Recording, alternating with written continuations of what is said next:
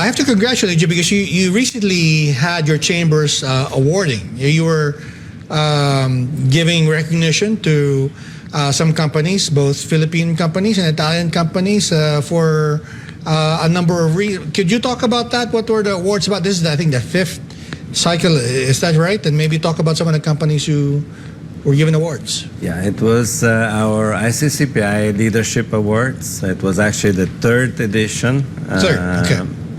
And they were dramatically successful because actually I think that being awarded by an Italian entity is, in certain sectors and for certain companies, actually a very big compliment. Yes, we have had, I think, 10 different types of awards, among which categories. also the Ital-Pinoy of the year. Ital-Pinoy, okay. Now, what is an Ital-Pinoy? Is someone who contributes to both Italy and the Philippines in their own way, in their own sector, where we had Ital-Pinas Development Corporation winning with architect Romolo Nati. He actually was the one who invented the name Ital-Pinoy. Okay. And I copied it into the awards. And then we had, for example, the Sustainability Award. Yes, I remember that. Yeah. Was won by also a nice lady who, with their solar panels, is having a great success with local LGUs and other off-grid developments. And overall, we had a very happy crowd cheering, even just the nominees. They were winners because in the end of the day, being selected, just being nominated as was already a big achievement, thing. yeah. And I'm happy. I have to congratulate all of them. We even had the Restaurateur of the Year, so we had, and that was not about the best food. I had to specify because otherwise, you know, the tastes are all different. Maybe the best pizza for me is not the best pizza for you. Absolutely. But it was about the entrepreneur of these restaurants. And yeah, we had 3 nominees who battled until the end. Yes. Yeah. I should disclose that I was one of the judges of those awards. Not a very easy task, Lawrence, that you gave us because there were so many good choices to pick from. What struck me was, I think, the diversity of the people who were nominated. You know, as you said, from food to renewable energy, quite an interesting selection. Was that by design, or because, you know, by the time it reached us, I mean, you of course pre-selected and screened many of those who are nominated and made a short list. Were you wanting to highlight a particular, I don't know, maybe Italian expertise that maybe that's not so well known here yet, or it just came out that way? Well, sometimes, you know, we get surprised ourselves because in the end, it's not us who do the nomination process. Right. It's the public and our members. Sometimes there are really interesting companies coming up which are actually amazing. And we had, for example, the La Rose Noire, which is by the Swiss entrepreneur, Mr. Dubois, was his name. And he set up a factory in Clark with thousands and thousands of employees. I remember that. I was surprised, and I couldn't believe that he had that many employees in Clark. Yeah, and he's doubling now the size. So I think he has 3,000, now he's 6,000, and it's absolutely amazing because he's doing this in the Philippines. Should be an example for everyone. Right. They should showcase him all over the world. Right.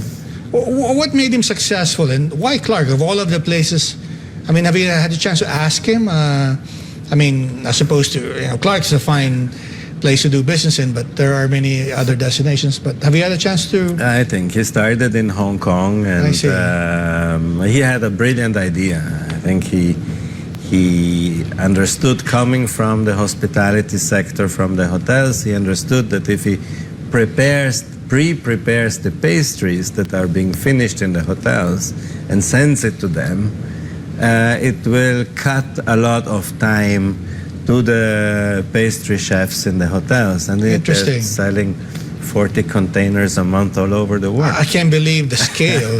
Yes, yes. Fantastic. And there was also a particular category for women leaders in your award. Why was that important to recognize? Well, women are always very important in society and in business, especially in the Philippines. But are they exceptionally doing well? I mean, are they exceptional in Italy as well in the Philippines? Is that part of the reason behind it? Well, we have actually a big event on March 8th, every March 8th, which is the Women's Day. Okay. We hold the Women Lead Conference. So we invite all women to join the event. We have various speakers because women are or need to be encouraged, because they're not only businesswomen, they are mothers, they have a family. So sometimes you see really incredible things coming from women.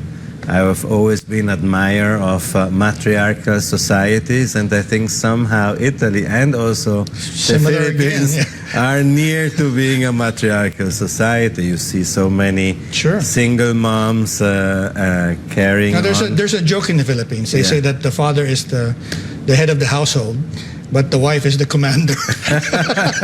Well, definitely. Your prime minister is also a woman this year, and I'm not sure what your politics is, but she's one of those exceptional leaders. Is she one of you? That you don't see very many of them in the world. Yeah, we admire her, or personally, I admire her because she has the courage to say things which many think, but they're not. They're scared to say. Right. Of course, she has apparently she held herself back with the latest worldwide issues where, let's say, you cannot really fully say your opinion. But I think she's doing well at the moment, and there is the need of more leaders like her, also here in the Philippines. Can you talk about the restaurateurs, because there are a few of them who were nominated? I'm just wondering how, from an Italian's perspective, how does our Italian cuisine here, because there are a number of Italian restaurants that are, conceptualized in the Philippines, but they brand themselves as Italian. I was wondering if it's very different from what an Italian would like in terms of restaurant cuisine, and which ones you think are more appealing than the others. Do you have a favorite, for instance? If you want to see Italians fighting with each other, you will talk about cars, pizza, food, and football. Okay. So I think it's very difficult to find unanimity about which one is the best food, which restaurant makes the best pizza, and so on. I think every restaurant has some dishes which they make better than others. But none of them is probably the top in all. Sure. And maybe that is the politically correct way to say it. Because even with my Italian friends, if you ask me, I will say a different place than the others. Right. So it really depends on the personal taste, on the capabilities of the restaurants. I think the only thing I have to underline is that Italians don't like sweet sauce. Okay. Yeah, so that's purely Filipino. When you see Italian food that's sweet. And no pineapple on the pizza. All right. Now, it's interesting that there was also a mix of what seems like a well-known Italian, Santi's, for instance, and there was also some new ones. But Santi's had a very interesting history behind it and story behind it as well from our discussions. You want to share that? Yes, actually, with Santi's, with Werner, it's great because I'm able to speak my dialect. Oh, okay. My German dialect. Okay. And so that struck me when I was with him, that we have a very good understanding. But Santi's, we should make a monument for Santi's, because for how many years now they have been advocating for Italian, German, Austrian, and Swiss products, gourmet products, which he has brought in and made available for foreign expats and Filipinos alike. We really need to set up a monument for him. And you were talking about Ital-Pinoys a while ago, and I remember that some of the nominees were actually Italian Filipinos or Filipino Italians, and some of them were very young entrepreneurs. Can you talk about them? Are there many of them young Filipino Italians that are also now should be on our radar as up and coming entrepreneurs? Yeah, there is actually several of them. I think second generation Italians. Okay. Some of them don't even speak Italian anymore. This is purely Filipino.